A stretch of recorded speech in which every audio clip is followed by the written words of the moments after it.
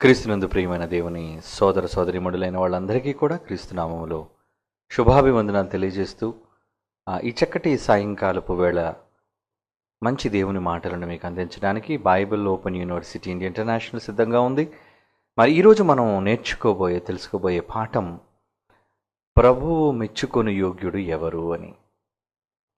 ప్రియులారా, క్రైస్తవులైన అనేక మంది దేవుడు తమను మెచ్చుకోవాలి అనే ఒక ఆశ ఆలోచనతో దేవుని మెప్పును పొందాలి అనే ఒక భావనతో వాళ్ళు దేవుని కోసం పనిచేస్తూ ఉంటారు. మంచిది, ఎందుకంటే మనల్ని మెచ్చుకునేది ప్రభువే గనుక, మనకి మెప్పు రావలసింది ప్రభువు వద్ద నుండే గనుక ప్రభువు మెచ్చుకోవాలి అని కోరుకోవటం నిజంగా మంచి అవకాశమే అని చెప్పాలి. అంటే ప్రభువు మెప్పును కోరుకునే వాళ్ళు సహజంగా ఎక్కువ మందిగానే ఉంటారు. అయితే ఆయన మెప్పు పొందాలి అని మనం కోరుకోవటం కాదు, ఆయన మనలో ఎవరిని మెచ్చుకుంటాడు అన్నది తెలుసుకోవాలి. బైబిల్లో ఈ సందర్భంగా ఒక మాట మీకు చదివి వినిపించాలి అనుకుంటున్నాను. 2 కొరింథీ పత్రిక 10వ అధ్యాయం 18వ వచనాన్ని చూడండి ప్రియులారా. 2 కొరింథీ పత్రిక 10వ అధ్యాయం 18వ వచనం చూడండి, ఏమంటున్నాడు? ప్రభువు మెచ్చుకొనువాడే యోగ్యుడు కానీ తన్ను తానే మెచ్చుకొనువాడు యోగ్యుడు కాడు. అంటే ప్రభువు మెచ్చుకోవటం అనేది ఇక్కడ చాలా ముఖ్యమైనది సుమా. తన్ను తాను మెచ్చుకోవటం కాదు. ప్రభువు మెచ్చుకున్నవాడు యోగ్యుడు గాని తన్ను తానే మెచ్చుకున్నవాడు యోగ్యుడు కాడు. అంటే ఇక్కడ మనం జాగ్రత్తగా ఆలోచించవలసింది ఏంటంటే, ప్రభువు మెచ్చుకునేది ఎవరిని? ఏమండి, ప్రభు ఎవరిని మెచ్చుకుంటారు అన్నది మనం చాలా దీర్ఘంగా ఆలోచించాలి. నన్ను మెచ్చుకుంటాడు అని మనం అనుకొని సరిపెట్టుకోవడం కాదండి. సరిపెట్టుకోవడం కాదు. ప్రభు ఎవరిని మనలో మెచ్చుకుంటాడు అన్నది మనం ఆలోచించాలి. అందుకే ఇక్కడ మరీ పౌలు గారు ఈ మాట రాస్తూ సంఘాన్ని హెచ్చరిస్తున్నారు. ఏమని హెచ్చరిస్తున్నారు? ప్రభువు మెచ్చుకున్నవాడు యోగ్యుడు. అంటే ఎవరు ప్రభువు దృష్టిలో యోగ్యులుగా కనబడతారు అన్నది ప్రభువు చూస్తున్నాడు. ప్రభు దృష్టిలో యోగ్యులుగా కనబడేవారు ఎవరు? అంతేగాని నేను యోగ్యుడును అని నాకు నేను సర్టిఫై చేసుకోవడం ఏంటండి? నేను చాలా భక్తుడిని అని నేను అనుకుంటే సరిపోతుందా? నేను చాలా గొప్పవాడని అని మనం అనుకుంటే సరిపోతుందా? కాదండి. ఇక్కడ మనం సర్టిఫికెట్ ఇవ్వవలసినది, మనకి సర్టిఫై చేయవలసినది దేవుడు లేదా ప్రభువు. ఏమండి, ఎంబీబీఎస్ అని మనం తగిలించుకుంటే సరిపోతుందా? లేదంటే medical department, Indian medical association వీళ్ళు ఆమోదించి మీకు ఇవ్వాలా? మీ చదువును బట్టి, మీ విద్యా అర్హతను బట్టి, మీ ఉత్తీర్ణతను బట్టి, మీ యోగ్యతను బట్టి అప్పుడు వాళ్ళు మీకు డాక్టర్గా పట్టభద్రం చేస్తారు. కనుక వాళ్ళు ఇవ్వాలి. యోగ్యతా పత్రం అంటారు దాన్ని. సర్టిఫికెట్ అనగా యోగ్యతా పత్రము, మెడల్, ఏమండి, అప్రిసియేషన్, సర్టిఫికెట్, ఇలా పలు రకాలుగా మనం చెప్పుకోవచ్చు. ఇక్కడ ప్రభువునికి ఇవ్వాలి సర్టిఫికెట్. ఏమండి, ప్రభువు నిన్ను మెచ్చుకోవాలి యోగ్యుడు అని. తన్ను తాను మెచ్చుకున్నవాడు యోగ్యుడు కాడు అని బైబిల్ చెప్పేసింది. బైబిల్ ఏం చెప్పింది? తన్ను తాను మెచ్చుకున్నవాడు యోగ్యుడు కాడు. ఇంతకీ ప్రభు దృష్టిలో మనం ఎందుకండి యోగ్యులుగా కనబడాలి? ఇంతకీ మనం యోగ్యులుగా కనబడవలసిన అవసరం ఏముంది అని మీరు అనుకుంటున్నారా? ఒక మాట చూద్దాం. లోకా రాసిన సువార్త 20వ అధ్యాయం 35వ వచనం. లోకా రాసిన సువార్త 20వ అధ్యాయం 35వ వచనాన్ని చూడండి. అక్కడ ఏమంటున్నాడు? పరమున మృతుల పునరుద్ధానము పరమున మృతుల పునరుద్ధానమును పొందుటకు యోగ్యులని ఎంచబడిన వారు. అంటే పరమున మృతుల పునరుద్ధానము పొందిన వాళ్ళు పరలోకానికి వెళతారు. పరలోకానికి వెళ్ళే అర్హత ఎవరికుంది అని అక్కడ చెబుతున్నాడు 35వ వచనంలో. పరమున మృతులు అంటే నువ్వు చనిపోయిన తరువాత పునరుద్ధానం, పరదేశంలో ఉన్నా భూమి మీద బ్రతుకున్నా మీరు పునరుద్ధానులై పరమునకు చేరాలి అంటే యోగ్యులని ఎంచబడిన వాళ్ళు అంటున్నాడు. అంటే మీరు యోగ్యులుగా ఎంచబడకపోతే పరలోక రాజ్య ప్రవేశం మీకు ఉండదు. కనుక ఇప్పుడు యోగ్యత పత్రం అవసరమా? అవునండి, చాలా అవసరం. ఒక కారు నడపాలి అంటే డ్రైవింగ్ లైసెన్స్ అవసరం. ఏమండి, ఒక 2 వీలర్ నడపాలి అంటే దానికి ఒక డ్రైవింగ్ లైసెన్స్ అవసరం. దానికి 2 వీలర్ లైసెన్స్ అంటారు, 4 వీలర్ లైసెన్స్ అంటారు. పెద్ద పెద్ద బళ్ళు నడపాలంటే హెవీ వెహికల్ లైసెన్స్ అంటారు.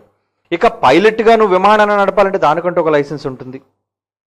ఏమండి, ఇలా ప్రతి దానికి అర్హత, యోగ్యత అనేది మీకు ఉంటుంది. మరి ఇక్కడ పరలోకానికి వెళ్ళడానికి ఏ యోగ్యత అవసరం లేదా? లేదు మీరు ఇచ్చుకుంటే యోగ్యత సరిపోద్దని మీరు అనుకుంటున్నారా? ఇక్కడే యావత్తు క్రైస్తవ్యం తప్పు చేస్తుంది. ఇక్కడ యావత్తు క్రైస్తవ్యం తప్పు చేస్తుంది. కనుక ఆ తప్పు ఏంటో అన్నది మనం తెలుసుకొని ఆ తప్పు మనం చెయ్యకుండా యోగ్యతా పత్రాన్ని సాధించాలి. అంటే యోగ్యతా పత్రాన్ని మనం సాధించాలి. అందుకు ఇక్కడ ఏమంటున్నాడు? పరమున మృతుల పునరుద్ధానము పొందుటకు యోగ్యులని ఎంచబడిన వారు అంటున్నాడు. చూడండి, ఏమండి, పరమున మృతుల పునరుద్ధానము పొందుటకు యోగ్యులని ఎంచబడిన వారు. అంటే పరలోకానికి వెళ్ళటానికి మీరు యోగ్యత సాధించాలి. ఆ యోగ్యత ఎవరివ్వాలి అంటే ఇంత మనం చదువుకున్నమాట 2 కొరింథీ పత్రిక 10వ అధ్యాయం 18వ వచనం అండి. ఏమంటున్నాడు అక్కడ? ప్రభువు మెచ్చుకుని వాడే యోగ్యుడు, కానీ తన్ను తాను మెచ్చుకునివాడు యోగ్యుడు కాడు. తన్ను తాను మెచ్చుకునివాడు యోగ్యుడు కాడు అంటే మనం ఇచ్చుకునే సొంత సర్టిఫికెట్ చెల్లదు అంటున్నాడు దేవుడు. పరలోకానికి వెళ్ళడానికండి మీరు మృతులైన తర్వాత పునరుద్ధానం పొందాలి అంటే మీ సర్టిఫికెట్ చెల్లదు. యేసుక్రీస్తు వారు సర్టిఫై చేయాలి, యూఆర్ ఎలిజిబుల్ మీరు పరలోకానికి వెళ్ళడానికి అని. కనుక ప్రభు మెచ్చుకొని మీకు యోగ్యతా పత్రం ఇవ్వాలి. ఇంతకీ మీలో ఎంతమంది దగ్గర యోగ్యతా పత్రం ఉంది? టెస్ట్ చేసుకున్నారు ఈ రోజైనా? ఏమండి, గవర్నమెంట్ మిమ్మల్ని గుర్తించాలి అంటే మీ దగ్గర సర్టిఫికెట్స్ ఉంటాయండి, యోగ్యతా పత్రాలు అంటారండి. మీరు ఒక విద్యను అభ్యసించారంటే, ఒక పని చేయడానికి మీరు అర్హతను సాధించారు అంటే ఖచ్చితంగా దానికి సంబంధించి ఏం కావాలి? యోగ్యతా పత్రాలు. దాన్ని సర్టిఫికెట్స్ అని మీరు అంటారు, సర్టిఫికెట్స్ అని మనం అంటాం. ఆ సర్టిఫికెట్స్ చూపిస్తేనే ఎవరైనా నమ్ముతారు. మళ్ళీ అందులో చాలా డూప్లికేట్ సర్టిఫికెట్స్ ఉంటాయి. ఈరోజు చాలామంది విదేశాలలో ఏమండి దొంగ సర్టిఫికెట్స్, ఫేక్ సర్టిఫికెట్స్తో డాక్టర్లుగా జాయిన్ అయిపోయిన వాళ్ళు ఉన్నారట. దీని విషయమై ఆయా ప్రభుత్వాలు, ఆయా దేశాలు మరి పర్యవేక్షించి లేదంటే దాంట్లో పరీక్షించి చాలామందిని తొలగించేశారు. దొంగ సర్టిఫికెట్స్ ఉన్న వాళ్ళని, ఫేక్ సర్టిఫికెట్ హోల్డర్స్ అందరినీ కూడా మరి వాళ్ళ మీద శిక్షణా చర్యలు తీసుకున్నాయి ఆయా దేశాలు. మన దేశంలో కూడా చాలామంది దొంగ సర్టిఫికేట్లతో జాయిన్ అయిన వాళ్ళు ఉంటారు. కనుక పరలోకానికి వెళ్ళి దొంగ సర్టిఫికేట్లు ఏం పనిచేయవు. ఏమండి, దొంగ రాతలు, దొంగ యోగ్యత పత్రాలు, లేదంటే లంచాలు, ఇవేమీ కుదరవు పరలోకం విషయాలు. అది మీకు తెలుసు కదా, దేవుడు చాలా స్ట్రిక్ట్ ఆ విషయంలో. కనుక ఇప్పుడు మీరు ఒకవేళ మీరు పని చెయ్యాలి, పని చేస్తున్నాము అని మీరు అనుకొని మేము పరలోకానికి యోగ్యత సంపాదించేశామని మీరు అనుకుంటే ఎలాగర్రా? ఇంతకీ పరలోకానికి యోగ్యత రావటం అనేది ఏమైనా చిన్న విషయమా? నో. పరలోకానికి యోగ్యత రావటం, అందులో ప్రభు మెచ్చుకోవటం అనేది చాలా కష్టం అండి. ప్రభు మెప్పు సాధించడం సుమా, దేవుని మెప్పు సాధించాలి. దేవుడు నీకు మెడల్ ఇవ్వాలి అంటే, దేవుడు నిన్ను అంగీకరించాలి అంటే అసలు ఏం చేస్తే అంగీకరిస్తాడు? ఏం చేస్తే యోగ్యునిగా నిన్ను ఎంచి పరమున నీకు పునరుద్ధానాన్ని కలుగు చేస్తాడు? పరమున పునరుద్ధానము పొందడానికి యోగ్యులని ఎంచబడిన వారు అంటున్నాడు. యేసు ప్రభు వారు స్వయంగా చెబుతున్న మాట లోకాసు వార్త 20వ అధ్యాయం 35వ వచనం అండి. పరమున యోగ్యులని ఎంచబడిన వారు, పరమున మృతుల పునరుద్ధానం పొందుటకు యోగ్యులని ఎంచబడిన వారు, అర్హత కలిగిన వాళ్ళు. ఎవరు వాళ్ళు? ఎవరికి ఇస్తాడు దేవుడు? ఏమండి, అందరికీ ఇవ్వడండి ఆయన. అందరికీ ఎందుకు ఇస్తాడు చెప్పండి? అందరూ ఎలిజిబుల్ కారు.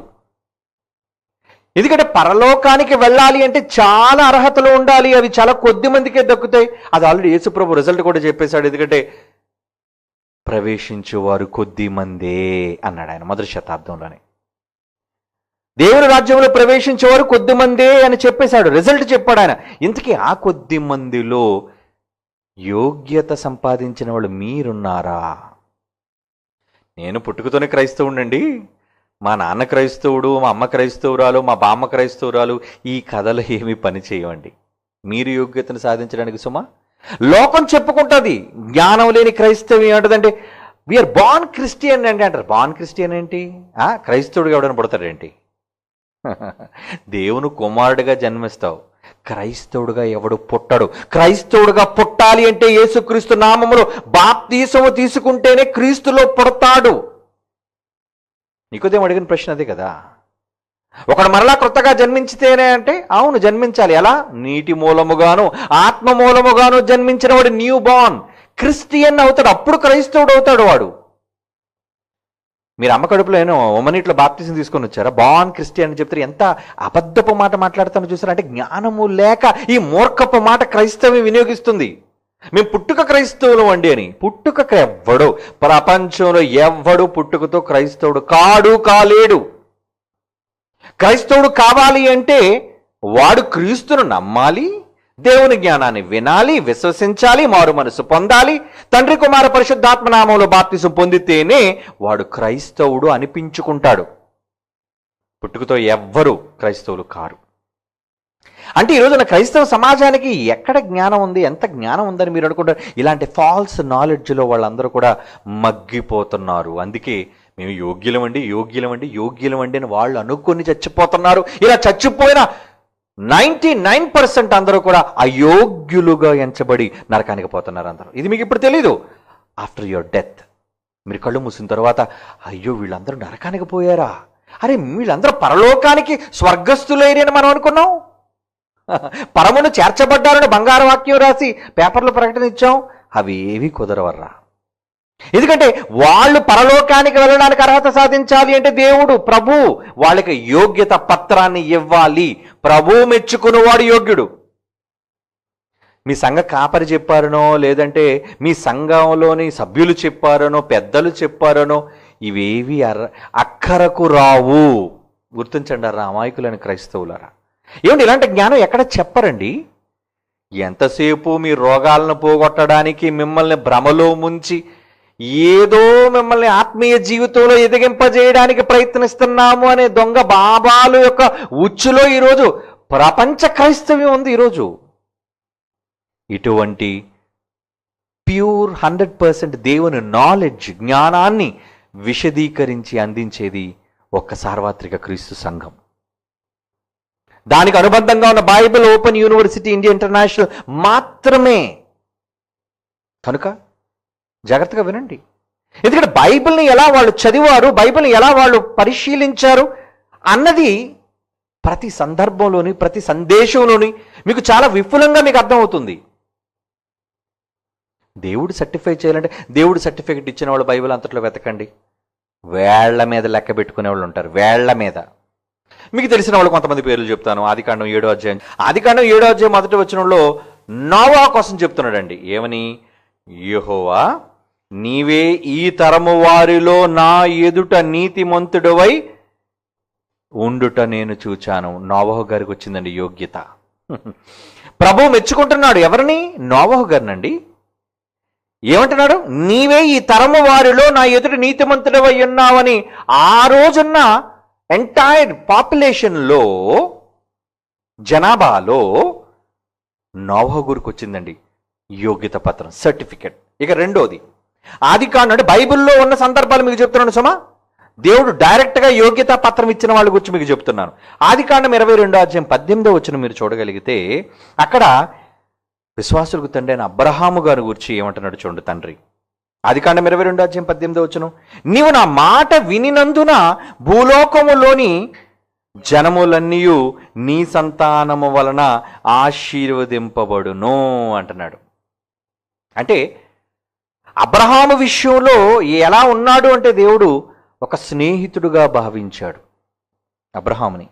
కనుక నీవు నా మాట వినినందున, నువ్వు నా మాట విన్నావు, అందుకు నేను విశ్వాసులకు తండ్రిగా చేస్తున్నాను కాబట్టి భూలోకంలోని జనములని కూడా నీ సంతానం ద్వారా ఆశీర్వదిస్తానని, కనుక నిన్ను ఒక ముఖ్యమైన వ్యక్తిగా నేను ఎంచుకుంటున్నాను. యోగ్యత, విశ్వాసులకు తండ్రి అన్న యోగ్యతను సంపాదించాడండి ఆయన. ఏంటి రైట్. తర్వాత సంఖ్యాకాండం 12:3 చూడండి. సంఖ్యాకాండం 12:3 మరి నాయకుడైన మోషేను గారి గురించి ఏమంటున్నాడు చూడండి అక్కడ. మోషే భూమి మీద ఉన్న వారందరిలో మిక్కిలి సాత్వికుడు అంటున్నాడు చూడండి. మిక్కిలి సాత్వికుడు అంటే నువ్వు చాలా సహనశీలివయ్యా మోసెస్ అని ఆయనకు ఒక యోగ్యతా పత్రాన్ని ఇచ్చాడు. దేవుడు ఇస్తున్నాడు డైరెక్ట్గా. దేవుడే ఒక వ్యక్తిని యోగ్యునిగా ఎంచి చెబుతున్న మాట. ఏమండి, నోవా గారి గురించి విన్నాం, అబ్రహాం గారి గురించి విన్నాం, మోషే గారి గురించి విన్నాం. ఇక అపోస్తుల కార్యాలు 13:22 మీ అందరికీ సుపరిచితుడు, బహుగా తెలిసిన వ్యక్తి ఆయననండి, దావీదు గారు. ఆయన గురించి ఏమన్నారు చూడండి. అపోస్తుల కార్యాలు 13:22 అతడు నా ఇష్టానుసారుడైన మనుష్యుడు, అతడు నా ఉద్దేశములన్నీ నెరవేర్చునని చెప్పి అతను గూర్చి సాక్ష్యం ఇచ్చాను. ఇతనికి ఏమంటున్నాడండి, ఇతనికి యోగ్యత పత్రం ఏమని ఇచ్చాడు, నీవు నా ఇష్టానుసారుడైన మనుష్యుడవు. ఏమండి, ఇక మరొక వ్యక్తి యోబు గ్రంథం 1:8 ఆయన గురించి ఏమంటున్నాడు చూడండి. యోబు గ్రంథం 1:8 అతడు యథార్థవంతుడు, న్యాయవంతుడు అయి దేవుని యందు భయభక్తులు కలిగి, ఏమండి, చెడుతనమును విసర్జించిన వాడు భూమి మీద అతని వంటి వాడు ఎవడునో లేడు. ఎంత మంచి యోగ్యత సర్టిఫికేట్, పత్రం, ఎప్రిసియేషన్ లెటర్, ఏమండి, మెడల్. ఆయనకు ఒక మెడల్ వచ్చింది. ఏంటట, భూమి మీద అతని వంటి వాడు ఎవ్వడూ లేడు. యోబు, నువ్వు చాలా గొప్పడువయ్యా. ఏమండి, అలాగే మరొక వ్యక్తిని చూద్దామండి. దానియేలు గ్రంథం 10:11-12 దానియేలు గ్రంథం 10:11-12 చూడండి ప్రియులారా. అక్కడ ఏమంటున్నాడు, దానియేలు నీవు బహుప్రియుడవు గనుక నేను నీ యొద్దకు పంపబడి తిని. దానియేలు ఎవరట, బహుప్రియుడు అంటున్నాడు చూడండి. బహుప్రియుడు.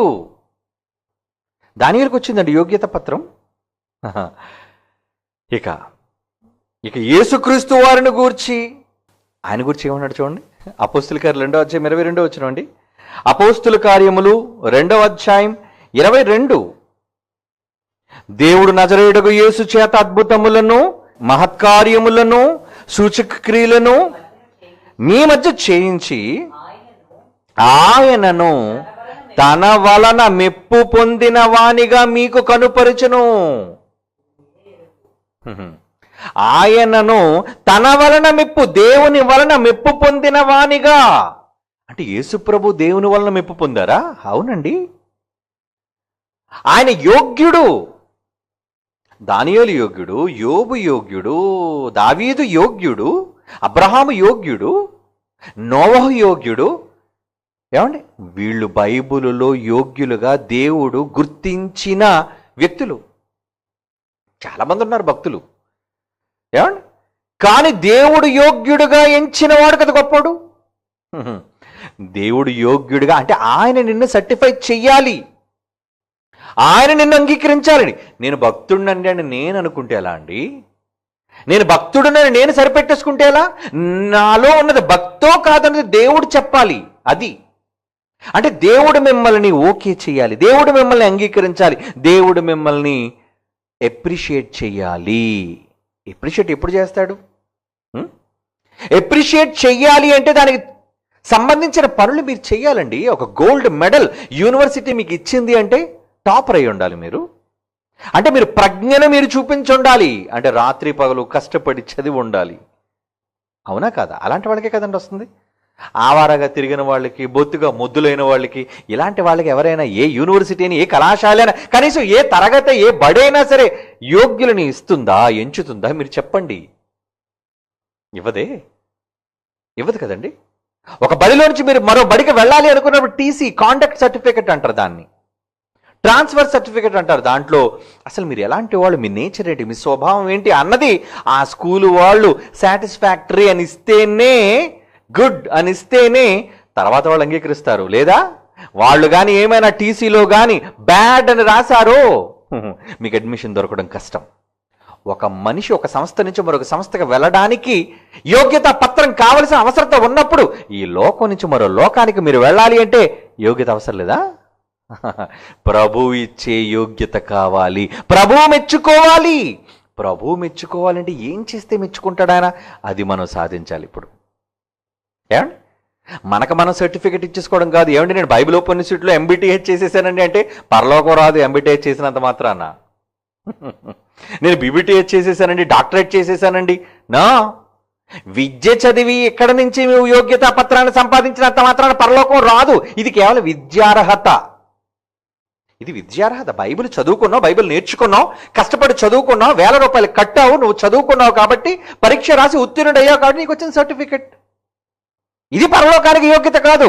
పరలోకానికి వెళ్ళాలి అంటే ప్రభు మెచ్చుకోవాలి. ప్రభు మెచ్చుకున్నవాడే యోగ్యుడవుతాడు. ఎలాంటి వాళ్ళని ప్రభు మెచ్చుకుంటాడు? ఏంటి, జస్ట్ ఒక 2 సందర్భాలు మీకు ప్రభు మెచ్చుకున్న వాళ్ళని బైబిల్ నుంచి మీకు చూపిస్తాను. ఓకే, మత్తయి రాసిన సువార్త 8వ అధ్యాయం 10వ వచనం చూడండి. మత్తయి రాసిన సువార్త 8వ అధ్యాయం 8వ అధ్యాయం 10వ వచనంలో యేసుక్రీస్తు వారు ఒకానొక సందర్భంలో ఏం మాట్లాడుతున్నాడు చూడండి. ఒక వ్యక్తిని చూసి ఆయన ఎప్రిషియేట్ చేస్తున్నాడండి. ఎప్రిసియేషన్ అందరికీ ఇవ్వడండి ఎప్రిసియేషన్. ఆయన ఏ విషయంలో ఆయన మెచ్చుకుంటున్నాడు చూడండి. యేసు ఈ మాట విని ఆశ్చర్యపడి ఒక శతాధిపతి విషయంలో వెంట వచ్చుచున్న వారిని చూచి, ఇశ్రాయేలులో నేను ఎవరికైనాను ఇంత విశ్వాసమున్నట్టు చూడలేదు అని నిశ్చయముగా మీతో చెప్పుచున్నాను. అబ్బో, కాంటాక్ట్ సర్టిఫికేట్ కొట్టేశాడండి ఆయన. ఎవరు? శతాధిపతి. ఒక శతాధిపతి ఆయనకున్న విశ్వాసం, తన సేవకుని విషయంలో ఆయన కోరుకున్నది నమ్మకం. తన నమ్మకాల్లో తొంగి చూచినప్పుడు యోగ్యుడని ఎంచుకున్నాడండి ఆయన. అబ్బాయి ఎంత విశ్వాసం అంటే, ఇశ్రాయేలీలలోనే నేను ఎవ్వనికి ఎంత విశ్వాసం ఉన్నట్టు నేను చూడలేదు. ఇది కన్ఫర్మ్, ఖచ్చితం అంటున్నాడు చూడండి. యేసుప్రభు క్యాలిక్యులేషన్ తప్పుడు క్యాలిక్యులేషన్ కావు కదండి. యేసుప్రభు తప్పుడుగా క్యాలిక్యులేట్ చేస్తాడు ఎవరినైనా? ఏదో మెహర్బానీ, ఏదో యేసుప్రభు వారికి ఏదో దూపం వేశాడనో, యేసుప్రభు వారి గురించి ఏదో గొప్పగా మాట్లాడాడనో, ప్రసంగం చేశాడనో, నో, అలాంటి వాటికి మార్కులేడు యేసుప్రభు. నిజంగా ఇతను విశ్వాసం కలిగి ఉన్నాడా లేదా అన్న నమ్మకంలో నీకు తొంగి చూస్తే ఎస్, ఇతడు ఎలిజిబుల్, యోగ్యుడు అనుకున్నాడు. ఇచ్చారండి సర్టిఫికెట్. ఇశ్రాయేలులో ఎవ్వరికి ఎంత విశ్వాసం చూడలేదు. సిగ్గుపడండి అయ్యని చూసి. అప్పుడప్పుడు బాగా చదివే వాళ్ళని క్లాస్ రూమ్లో నిలబెట్టి మరి టీచర్ ఏమంటుంది, ఏమరా చూడండి రా, వీడిని చూసి బుద్ధి తెచ్చుకుంటారా, వాడు ఎంత బాగా మార్కులు తెచ్చుకున్నాడో. ఎందుకు యోగ్యుడని చెబుతుంది? మిగిలిన వాళ్ళు చూచి వారి యోగ్యతను సంపాదించుకోవాలి. మరి బైబిల్లో ఉన్న యోగ్యులందరినీ చూసి మీరేం సంపాదించుకున్నారు? భక్తుల జీవితాలు చదువుతున్నామండి, భక్తులను గురించి చదువుకుంటున్నామండి. చదువుకుంటే కాదు ఏమండి, తెలుసుకుంటే కాదు, వింటే కాదు. ప్రభు మెచ్చుకుని యోగ్యుడిగా నిన్ను నువ్వు ఆయన ముందు కనుపరుచుకోవాలి. అప్పుడు నీకు యోగ్యుడని సర్టిఫికెట్ ఇస్తాడు. సర్టిఫికెట్ లేదు, పరమున నీకు పునరుద్ధానం లేదు. అబ్బో, అంత దానికి లింక్ అయ్యిందా? అంటే పరలోకంలో నీకు అడుగు పెట్టాలి అంటే యోగ్యతా పత్రం కావాలి. నిజంగా డబ్బులకు కానీ అమ్మేస్తే అగ్రరాజ్యాల్లో ఉన్నవాళ్ళు, కోటీశ్వరులైన వాళ్ళు ఏమండి, వాళ్ళు కొనేసుకుంటారండి. డబ్బుడు గమ్ముడిపోయేది కాదు యోగ్యతా పత్రం. నువ్వు డబ్బులు చెల్లిస్తే వచ్చేది కాదు ఇది. మరి ఏం చేయాలి చూద్దాం, ఏం చేయాలో ఉందాం, వినండి. అందుకే ఓపికగా వినండి. ఇక రెండో విషయంలో ఎక్కడ యేసు ప్రభు వారు మెచ్చుకుంటున్నారు చూడండి. ప్రభు మెచ్చుకోవడం అంటున్నాడు కదా, ప్రభు మెచ్చుకుని యోగ్యుడు. ఏమండి, శభాషని ఎవరినైనా అనాలి అంటే ఆయన అందరినీ అండండి శభాషని.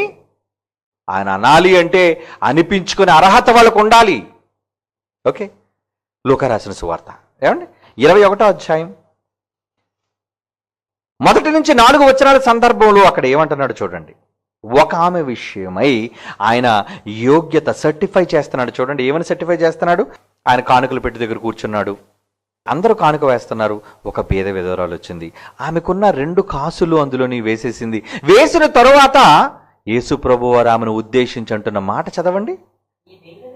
ఈ పేద విధవరాలు అందరికంటే ఎక్కువ వేసెను అని మీతో నిజముగా చెప్పుచున్నాను. అబద్ధం కాదు, ఇది ట్రూ. నిజంగా చెప్తున్నారా?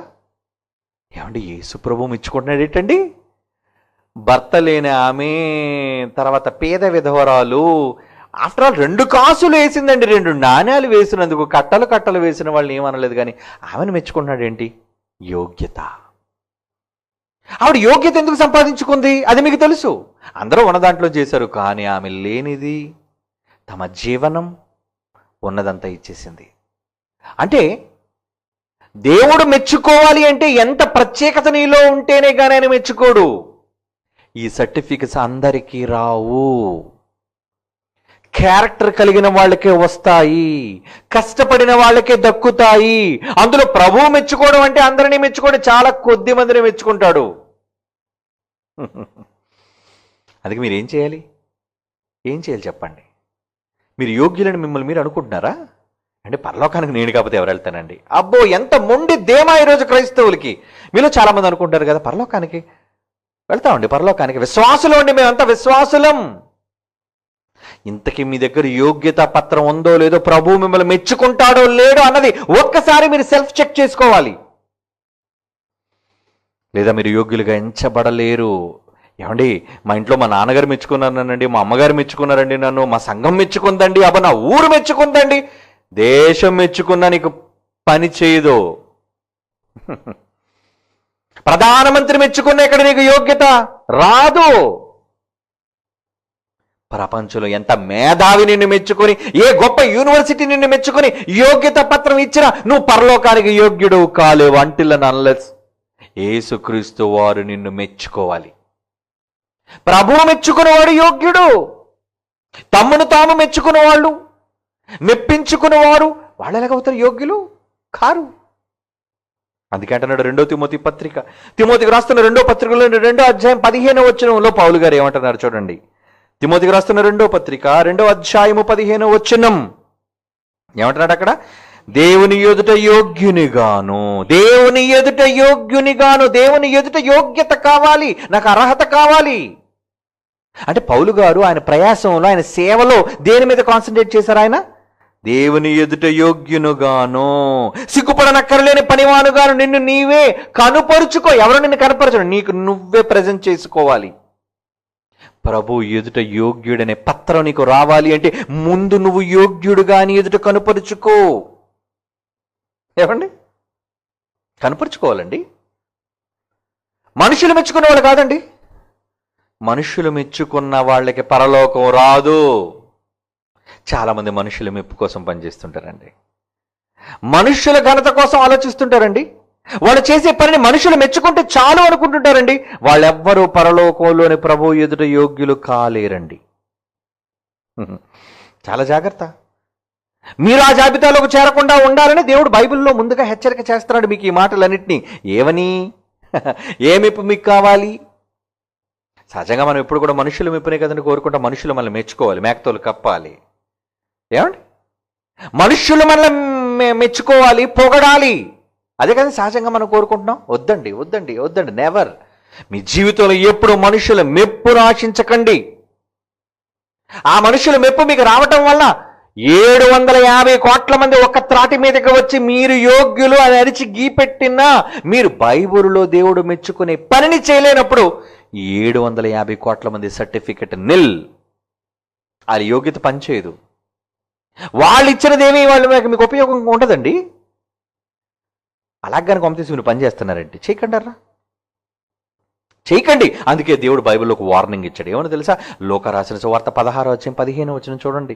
లోకా సువార్త 16వ అధ్యాయం 15వ వచనం, మీరు మనుషుల ఎదుట నీతిమంతులమనిపించుకునేవారు.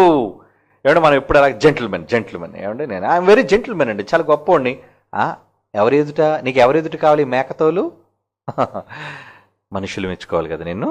అబ్బాబ్బాబ్బా చాలా మంచోడండి, ప్రసన్నబాబు నంబర్ వన్, అబ్బా ఎంత గొప్పవాడు, ఉత్తముడు అని ప్రజలు మెచ్చాలని నువ్వు కోరుకుంటున్నావా?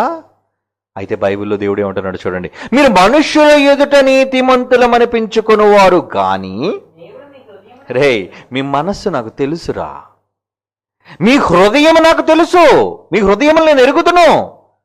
మనుష్యులలో ఘనముగా ఎంచబడునది దేవుని దృష్టికి అసహ్యము. ఏంటండి ఈ మాట అంటున్నాడు? ఏంటండి మనుష్యుల దృష్టిలో ఘనముగా ఎంచబడిందట, ఏంటి దేవుని దృష్టిలో అసహ్యమా? అంటే మనుష్యులు ఒకవేళ నిన్ను మెచ్చుకుంటే దేవుడు నిన్ను చూసి ఏమనుకుంటే ఛీ అయ్య బాబోయ్, ఏంటి మనుషులు మెచ్చుకుంటూ దేవుడు అసహించుకుంటాడా? అవును. అంటే ఇప్పుడు మీరు దేనిని కాంక్షించాలి చెప్పండి? ఒరే మనుషులు ఎవడైనా మెచ్చుకోవాలనుకున్నా, ఓరే బాబోయ్ మీ మెప్పుకు ఒక దండవరా నాయనా, నాకొద్దు మీ మెప్పు, మీ దండలు నాకొద్దు, మీ శాలువాలు నాకొద్దు. ఏమండి ఈ లాక్డౌన్కు ముందు నేను చాలా సభలకు వెళ్ళేటప్పుడు అండి సరిగ్గా 3వ రోజు వచ్చేసరికి రెడీ చేసేవాళ్ళు అండి దండలు శాలువాలు. నాకు తెలియకుండా అండి ఏదో విధంగా నాకు వర్తమానం అంతేది కదండి చెప్పాను నేను. వద్దు, దేవుని టైం వేస్ట్ చేయకండి. మీరు కప్పే శాలువాలు, మీరు చేసే సన్మానాలు వద్దు. కొన్ని సందర్భాల్లో నేను వద్దని చెప్పిన స్టేజ్ మీదకి వచ్చినందుకు రిఫ్యూజ్ చేశానండి ప్రజలు. మీలో చాలా మంది లైవ్ చూసేవాళ్ళు చూసే ఉంటారు. వద్దు, మీరు చేయకండి. ఎందుకంటే మీ మెప్పు నాకు ఎందుకు? ఒకవేళ ప్రేమతో మీరు వాక్యాన్ని చెప్పేవాళ్ళు గౌరవించాలి అని అంటున్నారు కదా మీరు. ఏమండి మంచి వాక్యాన్ని చెప్పేవాళ్ళు మరి సత్కరించాలి కదండి బైబిల్ చెప్పిందంటే. అయితే మీటింగ్ అయిపోయిన తర్వాత చేయండి.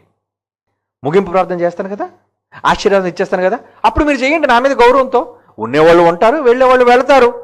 వాళ్ళు వచ్చింది నాకు శాలువా చేస్తే సన్మానిస్తే చూడడానికి కాదు, నేను చెప్పే మాటలు వినడానికి వచ్చారు వాళ్ళంతా. అది అయిపోనివ్వండి, ఆ మాటలు చెప్పేనివ్వండి, ఆమెనే నన్ను అన్నివ్వండి.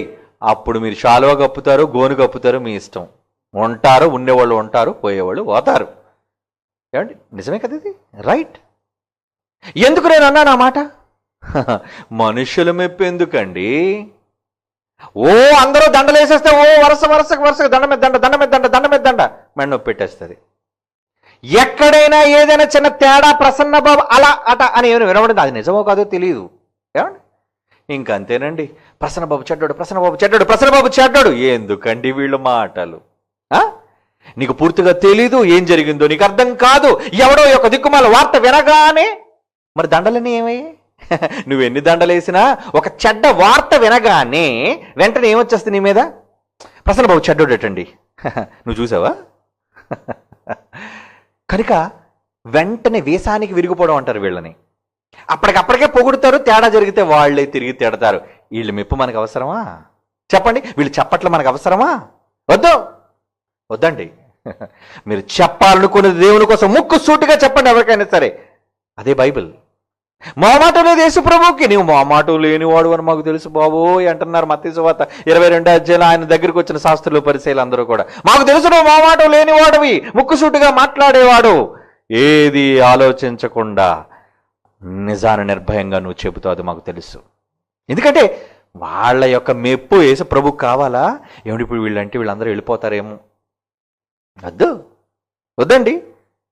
అందుకంటున్నాడు ఒకవేళ మనుష్యుల్లో ఘనముగా ఒకవేళ ఎంచబడితే దేవుని దృష్టికి అసహ్యం. కనుక దేవుని దృష్టిలో చీకొట్టుకోవడం మనకు అవసరం అండి? వద్దండి. మనుష్యులందరూ చీకొట్టినా పర్వాలేదు, 750 కోట్ల మంది నేను చీ అన్న పర్వాలేదు, కానీ పరలోకమందున నా తండ్రి భేష్ అనాలి, అది కావాలి నాకు. కనుక మనుష్యులనే మాటలకో, మనుషులు పెట్టి కామెంట్లకో, మనుషులు మాట్లాడే మాటలకో నెవర్ మైండ్, పట్టించుకోకండి. అసలు అలా పట్టించుకోకుండా ఉండబట్టే ఇప్పటికీ సింహాల్లో బ్రతుకుతున్నాం. అది మీకు తెలుసు. దేవుని మాట ఎంత నిక్కచ్చిగా ఎందుకు చెప్తున్నా తెలుసా? We know what we are. మాకు తెలుసు మేమేంటో. ఏమండి దేవుని కోసం ఏం మాట్లాడాలో, ఎలా మాట్లాడాలో, ఎవరి మెడలు ఎలా వంచాలో మాకు తెలుసు. దేవుడు అనుగ్రహం ఉందో మాకు. కనుక ఎవరో ఏదో వాగారని ఈ వాగుడుకాయల కోసం మీరు పట్టించుకోకండి ఎప్పుడు. ఒక మంచి మాట దేవుడు అంటున్నాడండి. ఎందుకంటే లోకంలో ఏదో మాట్లాడుతున్నారని మీరు అనుకోకండి. ఎందుకంటే అవమానకరంగా వాళ్ళు మాట్లాడతారు, ఆ మాట్లాడే వాళ్ళు కావాలి. యెషయా గ్రంథంలో ఏమంటున్నాడు చూడండి. యెషయా గ్రంథం 61వ అధ్యాయం 7వ వచనం అండి. యెషయా గ్రంథం 61వ అధ్యాయం 7వ వచనం ప్రవక్త ద్వారా రాయిస్తున్నాడు. ఏమని? మీ అవమానములకు ప్రతిగా రెట్టింపు ఘనత నొందుదురు, నిందకు ప్రతిగా తాము పొందిన భాగమును అనుభవించి సంతోషింతురు. నాకు ఆ భాగం కావాలి. రే, మీరిచ్చే కామెంట్లు ఎవడకు కావాలి, మీరిచ్చే దడలు మెడల్స్ ఎవడకు కావాలి? పా, I'm a son of God. నేను దేవునికి పుట్టిన కుమారుని, కొడుకుని. నాకు అందుకే జ్ఞానం ఇచ్చాడు ఆయన. మహాజ్ఞాన సంగతులు చెబుతున్నాను నేను. బైబిల్ దగ్గర నేర్చుకున్నాను నేను. వాస్తవాలు చెప్పాలి. దేవుడు మెచ్చుకునే యోగ్యత నాకు రావాలి. మనుషులు తిట్టారనో, మనుషులు దూషించారనో, ఏమండి, అవన్నీ మనం పట్టించుకోకూడదండి. మీ అవమానములకు ప్రతిగా రెట్టింపు ఘనత. ఇక్కడ ఎంతమంది ఎన్ని అవమానించినా నాకు తెలుసు, నిజమైన వాళ్ళకు తెలుసు, దేవుని కొరకు బ్రతికే యోగ్యులకు తెలుసు ఏమని. నా కొరకు రెట్టింపు ఘనత ఉంది. డబల్, దుగున, ఏమండి, రెండింతలు అనుభవింతురు. నిందకు ప్రతిగా తాము పొందిన భాగమును అనుభవించి సంతోషించుదురు. భూమి మీద మనుషులు ఎన్ని నిందలు వేసినా వాళ్ళ నిందలకు భయపడడం ఏంటండి? భయపడకండి. ఈ మాటలు తెలుసు కనుకనే ఈ రోజుకి సింహపు గుండె కలిగి బ్రతుకుతున్నాం మేమంతా కూడా. మరో మాట, అదే యెషయా గ్రంథం 51వ అధ్యాయం 7వ వచనం చూడండి. ఇప్పుడు 61:7 కదండి చదివారు. 51వ అధ్యాయం 7వ వచనం చూడండి. నా బోధనను హృదయమందుంచుకున్న జనులారా ఆలకించండి, ఆలకించండి. మనుషులు పెట్టు నిందకు భయపడకండి, వారి దూషణ మాటలకు దిగులు పడకండి. వాళ్ళేదో దూషిస్తున్నారు, కామెంట్ చేస్తున్నారు, వాళ్ళ మాటలు మీరు పట్టించుకోకండి. ఎందుకంటే వాళ్ళ మెప్పుతో మనకు పని లేదు. ఎవడు ప్రజలందరూ మేకతోలు కప్పేసినంత మాత్రాన మనం గొప్పలం అయిపోయాం. ప్రజలందరూ మనల్ని దూషించేసినంత మాత్రాన మనం అయోగ్యులము కాదు. మనం యోగ్యత సంపాదించవలసింది ప్రభువు దగ్గర. ప్రభువు మెచ్చుకున్న యోగ్యత మనకు కావాలి. భేషణాలి. ఆయన మనల్ని భేషణాలండి అంటాడా? అంటాడు. ఎప్పుడు? పేతురు రాసిన మొదటి పత్రిక 1వ అధ్యాయం 7వ వచనం. ఎప్పుడు వస్తుంది మెప్పు? చదవండారా బైబిల్. పేతురు రాసిన మొదటి పత్రిక 1వ అధ్యాయం 7వ వచనం అంటున్నాడు ఏమని? నశించిపోవు సువర్ణము అగ్ని పరీక్ష వలన శుద్ధపరచబడుచున్నది కదా. నువ్వు వేసుకునే బంగారానికి మెరుపు రావాలి అంటే దాన్ని బాగా ఫైర్ చేయాలి కదా, మంటలలో కాల్చాలి కదా. అగ్ని పరీక్ష వలన శుద్ధపరచబడుచున్నది కదా. దానికంటే అమూల్యమైన మీ విశ్వాసం, మీ నమ్మకం ఈ శోధనల చేత పరీక్షకు నిలిచినదై. ప్రభు మెచ్చుకునేవాడు కదా యోగ్యుడు. ప్రభు మెచ్చుకోవాలి కదా, ఆయన రావాలి, ఆయన మనకి సర్టిఫికెట్ ఇవ్వాలి. ప్రభు వచ్చినప్పుడు, యేసుక్రీస్తు ప్రత్యక్షమైనప్పుడు మీకు మెప్పు, మహిమయు ఘనతయు కలుగుటకు కారణమగును. మీకు మెప్పు, మహిమ, ఘనత కలగడానికి కారణం నాకు ఆయన ఇస్తాడు. మహిమ ఆయన ఇస్తాడు, ఘనత. మనుషుల మధ్య మెప్పు నాకేం అవసరం లేదు. మనుషుల దగ్గర ఘనత నాకేం అవసరం లేదు. మనుషులు ఏమైనా అనుకోనివ్వండి. నా దేవుడు నన్ను మెచ్చుకునే పని నేను చేయాలి. ఆయన మెచ్చుకునే సేవకుడిగానే నేను బ్రతకాలి. ఆయన మెచ్చుకునే మాటలు నేను చెప్పాలి. అప్పుడే ప్రభు మెచ్చుకుని యోగ్యుడనవుతారు ఎవరైనా సరే. ఏమండి అంటే ఈ యోగ్యత రావాలి అంటే ఏమంటున్నాడు? శోధనల చేత పరీక్షకు నిలబడాలి. అంటే మిమ్మల్ని కూలగొట్టడానికి మీ జీవితంలో సంభవించే ప్రతి శోధనని ఎదిరించి నిలబడే వాళ్ళు ఎవరైతే ఉంటారో వాళ్ళు యోగ్యులుగా ఎంచబడతారు. ప్రభు వలన యోగ్యులని ఎంచబడి మెచ్చబడతారు. వాళ్ళు మెచ్చుకుంటాడు దేవుడు వాళ్ళని. ఎందుకంటే ప్రభు మెచ్చుకునేవాడు కదా యోగ్యుడు. ప్రభు మెచ్చుకునేవాడు కదండి యోగ్యుడు. దేవుని పిల్లలారా, కనుక దేవుడు మెచ్చుకునే యోగ్యత మనుషులలో రావాలి అంటే మీరు ఇప్పుడు ఏం చేయాలి? ఏం కోరుకోవాలి చెప్పండి? ఏం కోరుకుంటారు? యోహాను సువార్త 12వ అధ్యాయం 43వ వచనం. యోహాను సువార్త 12వ అధ్యాయం 43 ఏమంటున్నాడు ఆయన? వారు కొంతమంది మనుష్యుల కోసం చెబుతున్నాడు. వారు దేవుని మెప్పు కంటే మనుషుల మెప్పును ఎక్కువగా అపేక్షించిరి. ఏమండి, వారికి దేవుడి మెప్పు అవసరం లేదంట. దేవుడు మెచ్చుకోవాలనేది వద్దటండి. మరి ఏం కావాలి? మనుష్యులు మెచ్చుకోవాలి. అలా మనుష్యుల మెప్పు కోరుకునే వాళ్ళు ఎలా పరమందు పునరుద్ధానం పొందుతారు చెప్పండి? యోగ్యత పత్రం లేకపోతే పరమ పునరుద్ధానం మీకు లేదు. మెప్పు లేకపోతే మీకు పరలోక రాజ్యం రాదు. మరి మెప్పును సంపాదించాలి అంటే ఏం చేయాలి? ఎవరిని సంతోషపెట్టాలి? ఏమండి, మనుషులకు నచ్చే బాధ చేద్దామా? మనుషులు నచ్చుకునే మాటలు చెప్దామా? మనుష్యులు మెచ్చుకునే మాటలు చెప్దాం. ఈరోజు చాలా మంది బోధకులు మనుష్యులు మెప్పించే బోధలు, మనుష్యులను మెప్పించే బోధలండి. అమ్మో ఈ మాట అంటే వీళ్ళు బాధపడతారేమో, ఈ ప్రసంగం చేస్తే వాళ్ళు దూరం అయిపోతారేమో, పోనివ్వండి. ఒక బాడీలోని ఎక్కడైనా సెప్టిక్ అయితే నరికేయమంట డాక్టర్. నరికే అన్న మాట వేరేగా మీకు దారుణంగా వినబడినా నిజానికి నరికేయడమే రైట్, అంటే ఖండించటం. ఏమంటే మీ వేలు సెప్టిక్ అయిపోయిందండి. అప్పుడప్పుడు డయాబెటిక్ పేషెంట్లకి, ఏమంటే షుగర్ అధికంగా ఉన్న వాళ్ళకి ఒక్కొక్కసారి సెప్టిక్ అయిపోతుంటుంది. అంటే ఒక పుండు పుట్టి ఏమంటే వేలు తీసేయాలండి, అమ్మమ్మ నా వేలు తీయడానికి వీలు లేదండి అన్నారనుకోండి, కాలు తీసేస్తారు. తర్వాత కాలు తీయడం బాగోదండి అన్నారా, మిమ్మల్ని తీసేస్తారు. అంటే ఖండన జరగాలి, నరికేయాలి అక్కడ దాన్ని. మరి నరికేసేటప్పుడు వీళ్ళకి ఎలా ఉంటుంది? బాధే, కష్టమే. కనుక లోకం మిమ్మల్ని మెచ్చుకోవాలని మీరు ప్రసంగాలు చేయకండి. ఏమండి ఈరోజు జనాలను కూడగొట్టుకునే బోధకులందరూ వాళ్ళ చుట్టూ ఈగలన్నీ ఎందుకుంటాయి? వాళ్ళు మెచ్చుకునే మాటలు చెప్తారు కనుక. ఖండించి చెప్పరు. ఖండించే మాట చెప్తే ఎవడో మీ మాట విన్నట్టు. వాళ్ళు వినినా వినకపోయినా ప్రభు మెచ్చుకునే యోగ్యత మీకు కావాలి అంటే దేవుడు చెప్పమన్న మాటలు మీరు చెప్పడమే. నువ్వు వెళ్ళి చెప్పు, వింటే బాగుపడతారు లేదా పోతారు. ఏమండి ఇది దేవుని మాట. దేవుని ఆజ్ఞను శిరసావహించే యోగ్యుడైన సేవకుడు మీరైతే, పనివారు మీరైతే, ప్రభు మెచ్చుకునే యోగ్యత మీకు కావాలి అనుకుంటే, పరమ పునరుద్ధానం మీరు పొందాలి అనుకుంటే ఖచ్చితంగా మీరు మనుష్యుల మెప్పును కోరుకోకండి, మనుష్యులు సంతోషపరచాలనుకోకండి. అందుకే పౌలు అంటున్నాడు గలతీ పత్రిక 1వ అధ్యాయం 10వ వచనం. గలతీలకు రాసిన పత్రిక, గలతీలకు రాస్తున్న పత్రిక 1వ అధ్యాయం 10వ వచనం ఏమంటున్నాడు అక్కడ? ఇప్పుడు నేను మనుష్యుల దయను సంపాదించుకొని చూచుచున్నానా, దేవుని దయను సంపాదించుకొని చూచుచున్నానా? నేను మనుష్యులను సంతోషపెట్టాలనుకుంటున్నానా? నేను ఇప్పటికీ మనుష్యులను సంతోషపెట్టుకోరువాడనైతే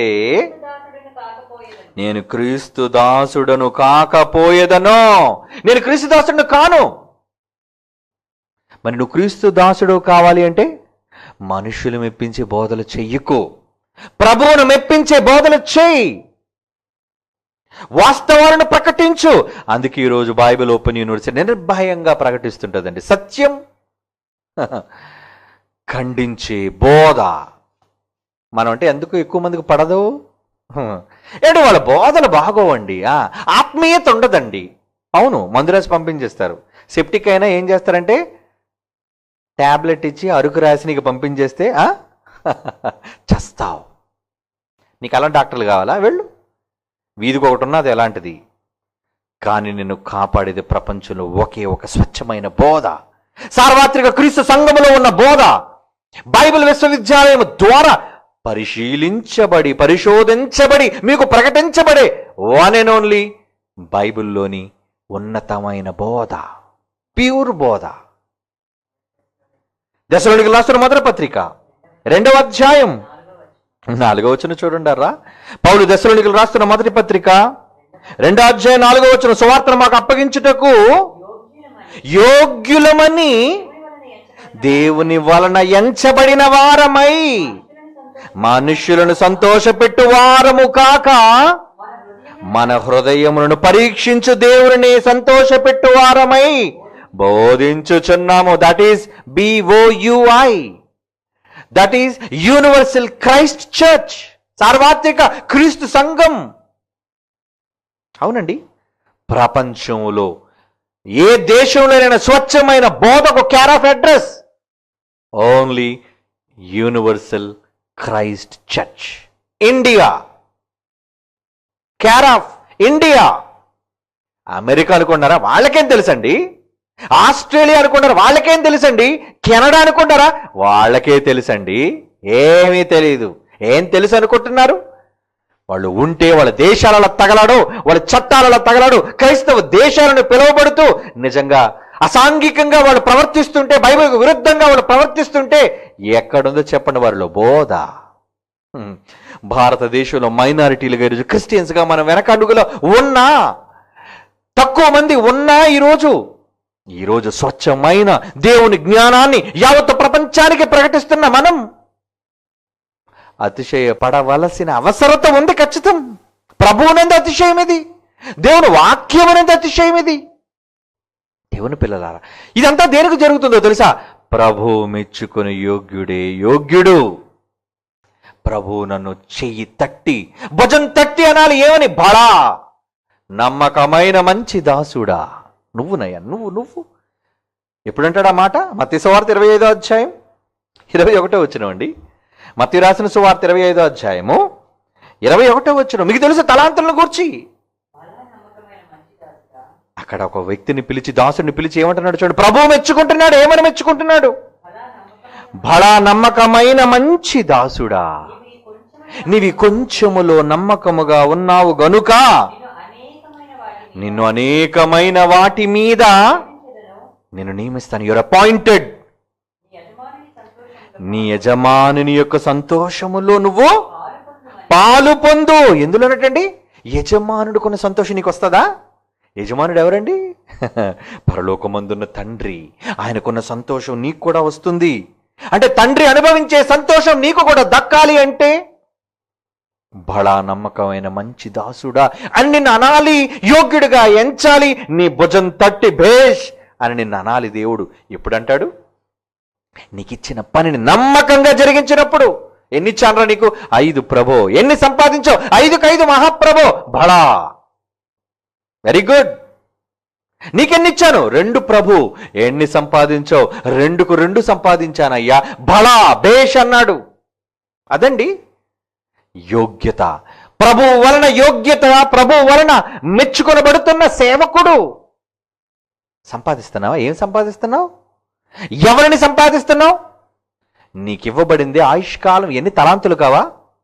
నీ శరీరమే నీకు ఇవ్వబడిన తలాంతు, నీ ఆరోగ్యమే నీకు ఇవ్వబడిన తలాంతు, నీ కండల బలమే నీకు ఇవ్వబడిన తలాంతు, నీ స్వరమే నీకు ఇవ్వబడిన తలాంతు, ఏమండి నీ మెదడే నీకు ఇవ్వబడిన తలాంతు.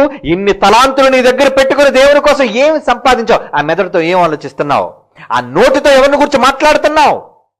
ఎప్పుడు చూసినా వాడు మంచోడు కాదు, వీడు మంచోడు కాదు, ఆమె మంచిది కాదు. ఇదా? కాదర్రా, కాదు కాదు కాదు కాదు కాదు. దేనిని గూర్చి నీ మెదడు ఆలోచించాలి, దేనిని గూర్చి నీ స్వరం మాట్లాడాలి, దేనిని గూర్చి నీ శరీరం నలిగిపోయి కష్టపడాలి. ఎవరి కోసం కష్టపడుతున్నావు? పొద్దున వెళ్ళిపోతున్నావు, ఏమండి ఎద్దు చేలోకపోయినట్టు పోతున్నావు, సాయంత్రం అలిసిపోయి వస్తున్నావు. ఈ కష్టం అంతా ఎవరి కోసం? నీ కోసం, నీ కుటుంబం కోసం, నీ పిల్లల కోసం, నీ కోసం. ఈ తలాంతులను ఎవరికి తగలబెడుతున్నావు? లేదు సంపాదన లేదు. ఆరోగ్యం ఇచ్చాడు దేవుడు, మళ్ళా ప్రార్థన చేస్తున్న మోకాళ్ళు, ప్రభువా నాకు ఆయుష్ ఆరోగ్య బలములు ఇవ్వు. దేనికి? ఊరి మీద కష్టపడి బాగా డబ్బు సంపాదించి, బాగా ఇల్లులు కట్టుకొని, బాగా ఆస్తులు సంపాదించుకొని కోటీశ్వరులుగా చావడానిక? కాదు, దానికి కాదు. అలా అనుకుంటే నీ తలాంతులు మూడోడు ఉన్నాడు, 3వ కేడర్. అరే ఏరా అలా పిల్లని రాయలన్నాడు. మహాప్రభు చెప్పు, ఎన్నిచ్చాను? 1. ఏం చేశావు? పాతేసా. ఈయన పాతేయండి అన్నాడు. ఈరోజు దేవుని తలాంతును వ్యర్థంగా పనికి రాకుండా, దేవుని కోసం వాడకుండా, తన సొంత వాటి కోసం వాడుకునే ప్రతి ఒక్కరికి దేవుడు ఇచ్చే శిక్ష వద్దు. అలాంటి వారుగా మీరు ఉండకూడదు. ప్రభు మెచ్చుకోవాలి. భలా, వెరీ గుడ్ నాయన, వెరీ గుడ్. ఈ వయసులో కూడా ఎంత కష్టపడుతున్నావయ్యా నువ్వు. నిండు ముసలాడిగా మారిపోయావు, కష్టపడుతున్నావు. నిండు పడుచువాడుగా ఉన్నావు, నీ భుజాలు వంచి కష్టపడుతున్నావు. నడి వయస్సులో ఉన్నావయ్యా, ఎంత కష్టపడుతున్నావయ్యా. భేష్ అనాలి. నీ తండ్రి నిన్ను చూచి ప్రభు మెచ్చుకునేవాడు యోగ్యుడు. మనుషుల కోసం పనిచేస్తున్నారా? ఏమండి ఆయన చూస్తుండగా మనం పని చేద్దామండి. దేనికి? డబ్బులు ఇస్తారనా? ఆయన చూస్తుండగా మనం పని చేద్దామండి. దేనికి? అనుగ్రహం ఉంటుందండి. రేపొద్దున ఏమైనా అవసరం ఉంటే ఒక మాటకి మాట అడ్డేస్తారు కదండి. ఇలాంటి వాటి కోసం, మనుష్యుల కోసం కక్కుర్తిపడి మనుష్యులు చూడాలని చెయ్యకండి. మనుష్యులు మెచ్చుకోవాలని చేయకండి. వద్దండి. పరలోకం ఉందన్న మీ తండ్రి రహస్యమందు చూస్తున్నాడు. ఆయనకు తెలుసు మీరు చేస్తున్న ప్రతి కార్యక్రమాన్ని. ఆయన కన్నులారా చూస్తున్నాడండి. ఆయన చూస్తున్నప్పుడు ఆయన దృష్టిలో యోగ్యుడైన పనివారుగా కష్టపడుతున్నారా? మీ గొంతు చించుకొని ఎవరి కోసం మాట్లాడుతున్నారు? మీ తలతో దేనిని గురించి ఆలోచిస్తున్నారు? మీ చేతుల కష్టార్జితాన్ని ఎవరి కోసం ఖర్చు పెడుతున్నారు? చివరికి మీ ఆయుష్కాలాన్ని ఎవరి కోసం ధారపోస్తున్నారు? చెప్పండి. పిల్లలు, కుటుంబం, ఇల్లు, సంపాదన, భార్య, భర్త, ఇవేనా చెప్పుకుంటున్నారు? అది ప్రతి మనిషి చేసేది కదండి. మా ఆవిడ నా కోసం ఎంత కష్టపడిపోతుందండి. దేనికి? అప్పుడు నువ్వేం చేస్తున్నావు? నువ్వు బాగా డబ్బు సంపాదిస్తుంటే మీ ఆవిడ నీ కోసం కష్టపడుతుంది. ఇద్దరు నరకానికి పోతారు. మీ ఆయన బాగా దేవుని సేవ చేస్తే ఆయనకు నువ్వు సహకారిగా ఉండు, ఇద్దరు పరలోకానికి వెళ్తారు. ప్రభువు మెచ్చుకునే వాళ్ళై ఉండాలి. ప్రభువు మెచ్చుకోవాలి అంటే నువ్వు పనిలో ఉండాలి. ఇచ్చిన తలాంతును మల్టిప్లై చేస్తున్నావా, రెట్టింపు చేస్తున్నావా? ఎంతమందిని సంపాదించగలుగుతున్నావు, ఎంతమందికి వాక్యం చెప్పగలుగుతున్నావు, ఎంతమందిని దేవునిలోనికి తీసుకుని రాగలుగుతున్నావు? ఎవరండి చేస్తున్నారు వీటన్నిటినీ? ఇవన్నీ చేయకుండా దేవుడు మిమ్మల్ని యోగ్యుడని ఎలా ఎంచుతాడు చెప్పండి? పరమున మీరు పునరుద్ధానానికి మీరు యోగ్యులుగా ఎంచబడరండి. దేవుడు ముందుగా చెబుతున్నాడు, అందుకే జాగ్రత్త చెబుతున్నాడు. జాగ్రత్త నాయనా జాగ్రత్త అంటున్నాడు. మరి ఏం చేయాలి? ఫిలిప్పీలకు రాసిన పత్రిక 2:3 చూడండి. ఫిలిప్పీ పత్రిక 2:3 కక్ష చేతనైనను వృధాతిశయము చేతనైనను ఏమీ చేయక, మీరు ఏం చేసిన అందులో కక్ష ఉండడానికి వీల్లేదు. పనికిరాని అతిశయం అందులో వద్దు.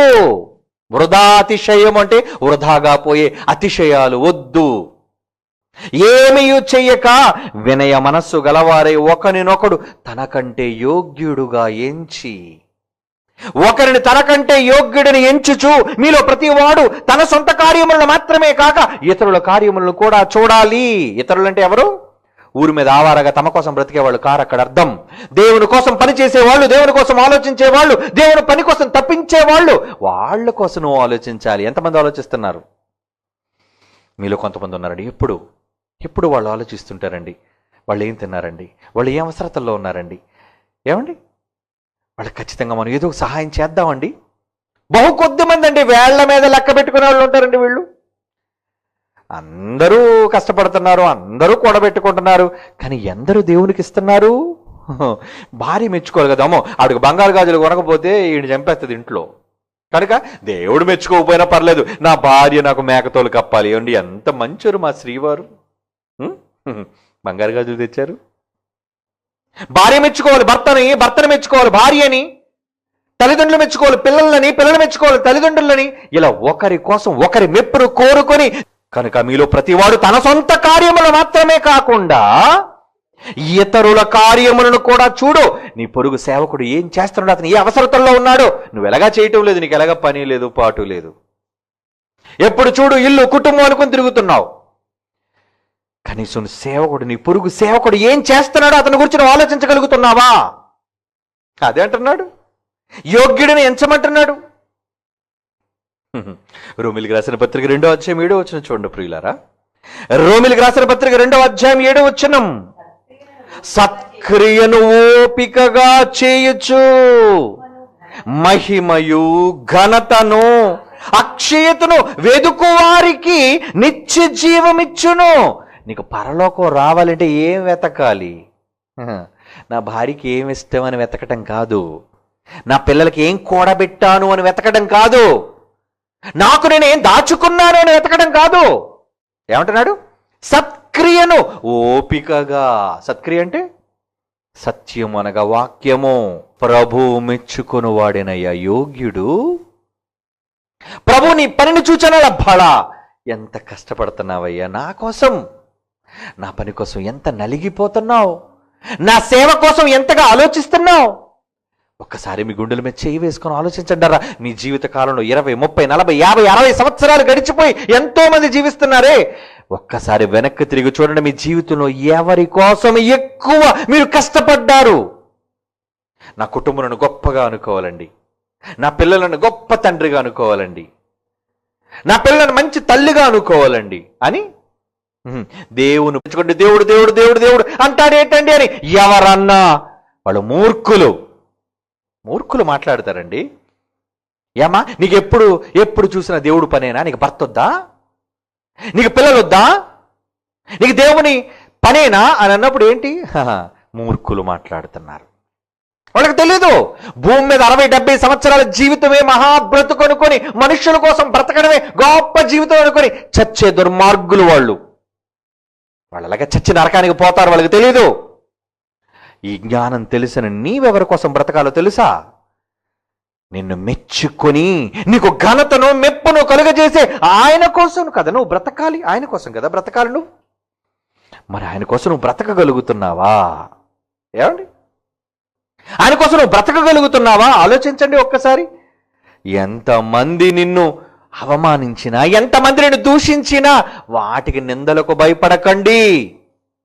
ప్రభు మెప్పును కోరండి. ఏమంటే ప్రజలందరూ నన్ను తీర్చుకుంటారేమో, ప్రజలందరూ నన్ను దూషిస్తారేమో, ప్రజలందరూ నన్ను కించపరుస్తారేమో అని వాళ్ళ కోసం మీరెందుకర్రా బాధపడిపోతారు? అననివ్వండి.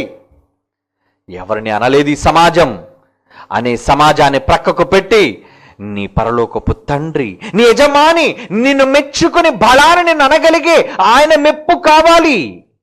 అందుకే మొదట మీతో చదివించిన మాట మరలా చదువుకుందాం. కొరింథీయులకు రాసిన 2వ పత్రిక 10వ అధ్యాయం 18 అంటున్నాడు. ఇదే మొదట చదివించిన మాట మీతో. 2 కొరింథీ పత్రిక 10వ అధ్యాయం 18 ఏమని?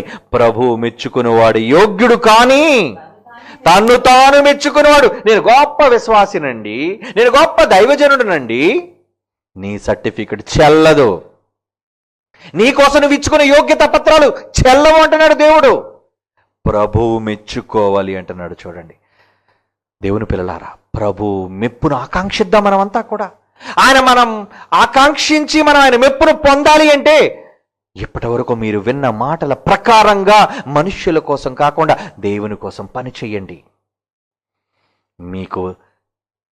మీకు సర్టిఫికెట్ వస్తుంది. ఏంటి? Appreciation certificate. మంచి జాబ్, మంచి పని చేశావు, మంచి ఉత్తముడైన సేవకుడు అని బిరుదు నీకు కావాలి అంటే దేవుని కోసం కష్టపడి పని చేయండి రా. ఆయన మెచ్చుకునే పనివాడుగా మారండి. కళ్ళు మూసుకోండి, ప్రార్థన చేసుకుందాం. పరిశుద్ధుడు అయిన తండ్రి, దేవా, మీ మెప్పును నిజముగా కోరుకుంటున్న వాళ్ళగా ఈ తరంలో మేము ఉన్నాం. మనుషులు పెట్టే నిందకు, అవమానానికి మేము భయపడటం లేదు, కానీ మీ జ్ఞానాన్ని ధైర్యముగా ప్రకటించే సాహసాన్ని ఈ తరంలో మేము వారసత్వంగా కలిగినందుకు సంతోషిస్తున్నాం. మీకోసం నిలవబెట్టండి అయ్యా. పిల్లలందరినీ బలపరచండి.